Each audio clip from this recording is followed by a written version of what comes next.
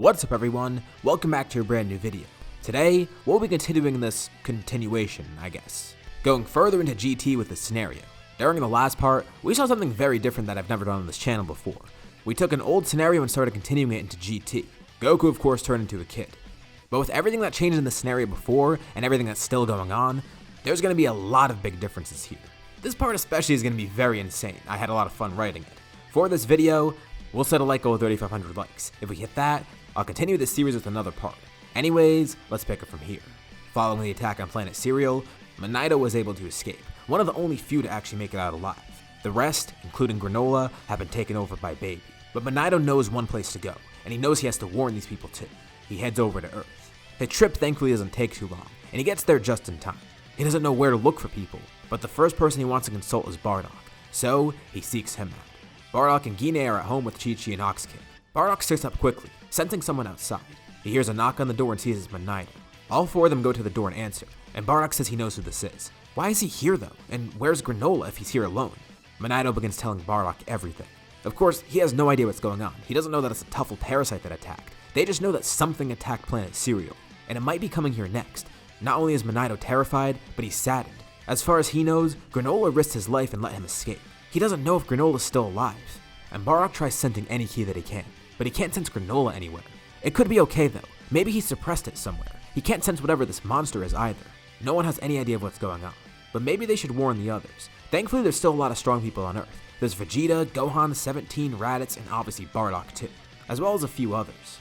Around the same time, not too far away, a ship lands nearby in a city. It's the one with Baby Granolah on. He gets out and immediately he begins taking over the entire city, possessing anyone and everyone that he can. And at first it's pretty easy, there's no resistance at all, but two people then show up. It's the Great Saiyaman duo. Great Saiyaman 1 and 2 have arrived. It's been a while since they've done this, but they sensed something going on and they kinda wanted to keep their identity private. And when they get to the city, it's pretty strange. Everyone here is acting really weird, and they all stare down the Saiyaman. And then Gohan sees a familiar face. Granolah? Why is he here, and what's going on with all this?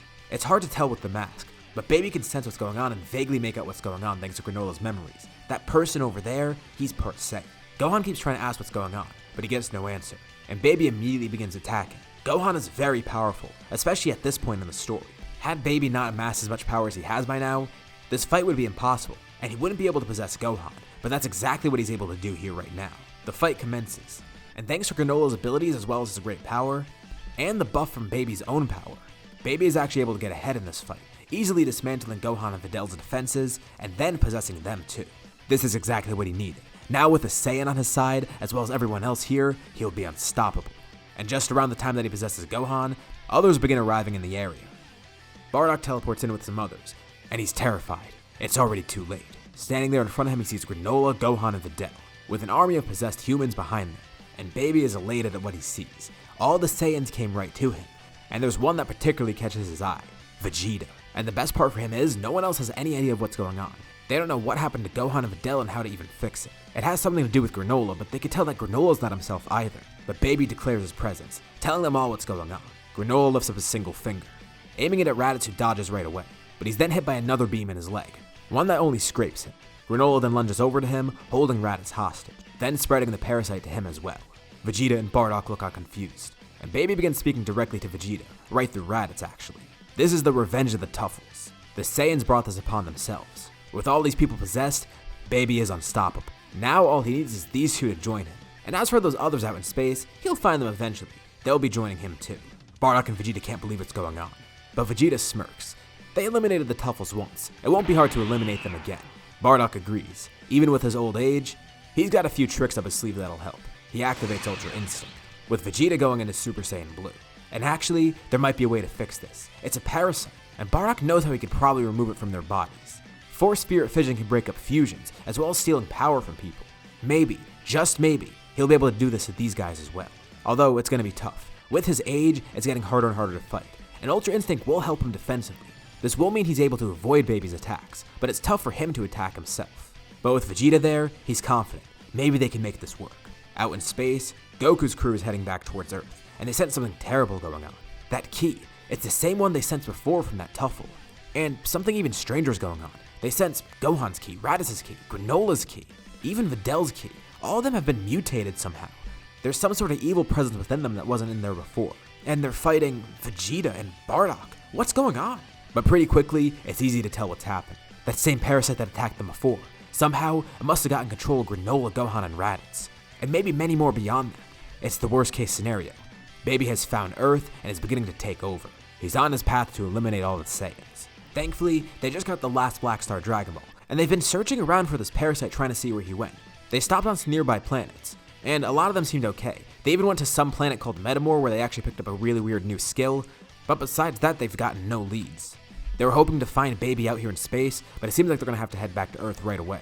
And thankfully, it shouldn't be too hard. They have two people here that can use instant transmission. Goku and Ruda place one hand down on the floor of the ship.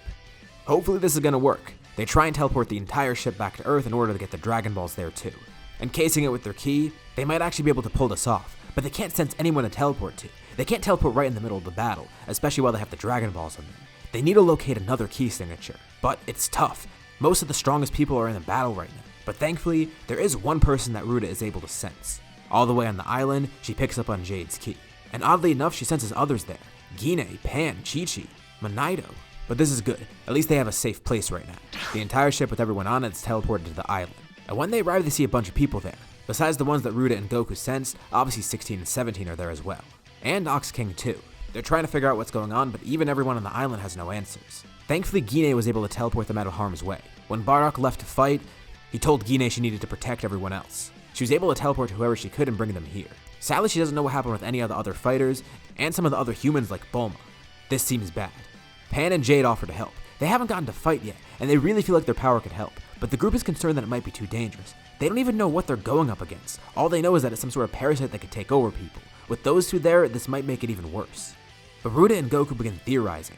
There might be a way to force the parasite out of them, and they end up getting the same idea as Bardock. Using Force Spirit Fission, they might be able to reverse this, although it's going to be tough. Especially with all the strength he's acquired now, they might not have the opening that they need to actually perform this on him. And it's not just one person that they're performing it on. There's multiple powerful people that they need to attack first. And as they try something what's going on, it gets even worse. They can't sense Bardock's ki anymore. And as for Vegeta, they still sense it, but it's been taken over by Baby. He's found another victim. And now, Baby is stronger than ever. He has Vegeta in his control now. And he manifests most of himself through Vegeta, commanding the rest of the possessed population. Alongside with all the other people Baby possessed, we now have Baby Vegeta. On the island, no one has any idea of what to do. And what happened to Bardock? They can't sense him. Did he die or something? No, it can't be. There has to be some other explanation. But they get their answer right after. Bardock then teleports in, badly injured. And he's at Ultra Instinct. Ruda immediately goes up to heal him, asking what happened. Bardock begins explaining, but says there might be a way to reverse this. He explains his own theory about Force Spirit Fission, and Ruda and Goku say they're already ahead of him. Okay, they're getting a little bit more confident. This might work. With all these strong people on their side, it might actually help out. Although it seems like they might be disadvantaged at the moment. Sure, they have Goku, Bardock, Ruda, 17, and 16, as well as Goten and Trunks. But they're going to be fighting possessed versions of their friends who are already really strong. Vegeta, Raditz, Gohan, Granolah. Wait, that gives Monaido an idea. He suggests that they try saving Granolah first. And it's not for any selfish reasons, but he has an idea. If this Force Spirit Fission thing does work, after the first try, Baby's going to already know about it. Hell, who knows, he might even know about it right now. But the first person that they attack is going to be important, because after that it's going to be very different trying to use this technique.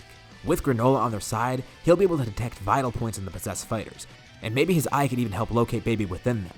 In terms of a tactical decision, it would probably be best to get him first. Yeah, now that I think about it, that might actually work. Although, they gotta leave this island soon enough. It's only a matter of time before they're found. If they stay here too long, Baby and all the people he's possessed will get here eventually. This might be a safe haven right now, but once they're discovered, they're gonna have no time to react. The group tries to prepare, and they are a bit concerned. Yeah, they have a lot of strong fighters here, but consider what group it is. I mean, Ruda's the strongest of them right now. Goku's powerful, but now that he's a kid, he's lost a lot of his abilities. And Bardock is strong too, but his old age is catching up to him a bit. Goku's younger, Bardock's older. Their ages are affecting their fighting. But Goten and Trunks are really strong, and 16 and 17 could be a huge help. And just as they expected, eventually Baby does show up to the island. Baby Vegeta, Gohan, Raditz, and Granolah show up, with Baby Vegeta at the helm, leading all of them. This is amazing. He has the power of the Saiyans, the power of God Ki. And that one Saiyan Bardock, he almost killed him before, but he'll be sure to finish the job this time. Baby Granolah steps forward too. It's pretty ironic in a way. After looking through his memories, it looks like Granolah will get revenge on the Saiyans after all, with some help from the Tuffles. Hopefully he doesn't mind Baby borrowing his body for a bit. Actually, forever. Once Baby gets his revenge, he'll be powerful enough to take on anyone. The group all looks at each other. They're not gonna fight here. Gine grabs the non-combatants and teleports out of there again, while Goku, Ruda, and Bardock all individually teleport away, going to a different location. Everyone has a plan. Left behind is 16, 17, Goten, and Trunks. Jade and Pan are there too, and hopefully 18 and Krillin will show up soon. Okay, Baby sees what they're doing. Obviously his main target is those stronger Saiyans. So Raditz grabs onto Vegeta and Granolah, teleporting them over to the other Saiyans. Raditz comes back. Those two will fight the other Saiyans. Raditz and Gohan will be more than enough for these guys. Just as they wanted, Baby is split up now, and luckily Bardock's going to be fighting Granolah, and the crew on this island should be enough. With their combined strength, they might be able to defeat Raditz and Gohan. Goten and 17 look over to Pan and Jade. For now they could stay back, maybe they could help out later. And the two are pretty bummed out by this, but they do listen. Damn, they thought this would be their chance. 16 and 17 step up first. They're going to be the main distraction. The two of them together aren't enough to take on Gohan and Raditz together, especially once the two of them begin powering up. Baby is still trying to get used to these bodies. Maybe he could channel God Ki through them. And it's weird too, he's mainly commanding Vegeta and Granolah right now, so these two are kind of agents acting on their own. But they can at least try a little bit to tap into it, and eventually they are able to break into that God Ki. They're not able to go Super Saiyan Blue, but Super Saiyan God should be enough. Combined with the strength of Baby, that'll make this battle very easy, even if they are outmatched. And they wonder why Goten and Trunks aren't fighting. But Goten and Trunks take this opportunity to test something out. Remember before I said they stopped by a planet called Metamore? Well, they picked up something pretty interesting on there. They start performing some really weird dance, and they're able to pull it off flawlessly. Even the other fighters on their side are confused. 17 has no idea what just happened, and Jade and Pan watch on an amazement. Those two just turn into one person. Baby has the same exact reaction too. They fuse into one? Well, he goes into Gohan's memories. Yeah, he remembers that there's a Potara fusion. He's able to see that one time that Gohan fused with Piccolo. But they didn't have earrings. How do they fuse? The man stands there and points over to the two babies. He says Goten and Trunks were already powerful to begin with, but imagine combining their power together, and then greatly multiplying it on top of that. Baby chose the wrong people to pick a fight against. Oh, and he almost forgot. The man formally introduces himself. His name is Gotenks. Gotenks powers up into Super Saiyan, then jumping into the fight. So on one side of the planet, we have God Gohan and Raditz both possessed by Baby, fighting Super Saiyan Gotenks, Android 16 and Android 17. And then on the other side of the planet, we have another battle going on. Just around the same time, Baby Vegeta tries to tap into God Ki, but with Vegeta's body being the main one that is commanding, something really weird happens. He's not just taking control of his body and going Super Saiyan God. He ends up turning into Super Baby, except with a hint of God Ki. This power should be more than enough, and even though Granolah doesn't have access to God Ki, his abilities will be very helpful as well. This is going to be a bit weird for Goku, but he powers up, going into Super Saiyan Blue. As a kid, it's really weird trying to contain this power, but he still has somewhat of a grasp on it. He hasn't really tried this much ever since he got turned back into this state. But he can make it work. Obviously, Ruda is there too, and she goes into Super Saiyan Blue. And Bardock hops back into Ultra Instinct. He has a really good control in it, so it's not like it's going to be draining or anything. It's just that attacking might be a problem, but defense is their main focus right now. Just as the other battle begins commencing on the other side of the planet, this one begins too. We have a fight against Baby on two different fronts. Let's go back to the island for a bit. Now with Gotenks in the fight, the battle's actually getting a lot more even.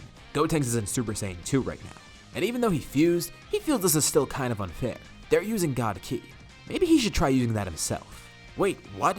Baby Gohan and Raditz are confused. He could have tried possessing these two before. Are they implying that they also have God Ki? Oh yeah, after all these years, do you think they wouldn't have picked up on it? And especially now as Gotenks, this is the perfect vessel. And hey, with this God Ki, it might be easier to maintain their energy, meaning they can keep the fusion as efficient as possible, making it last as long as they can. A godly Ki encases Gotenks, with a fiery aura swirling up around him. The energy then bursts out, and his hair turns red. And with it being Gotenks and all, he gives a very flashy introduction. This is God Gotenks. Wait, no. This is Godtenks. Yeah, he thinks that sounds awesome. And with that, we'll leave off here for now. So, what did you guys think about this part? Or what do you think is going to happen next time? Obviously, things got very crazy here. So leave all your thoughts and suggestions in the comments below. I really would like to see what you guys think. As always, if you liked the video, be sure to drop a like. And let's try to hit that like goal from the beginning of the video so we get another part of this series. If you haven't already, why not subscribe? As well as hitting the bell icon so you're notified about any future uploads to my channel, including more parts of the series like this. Anyways, thank you all for watching, and I'll see you all in my next video.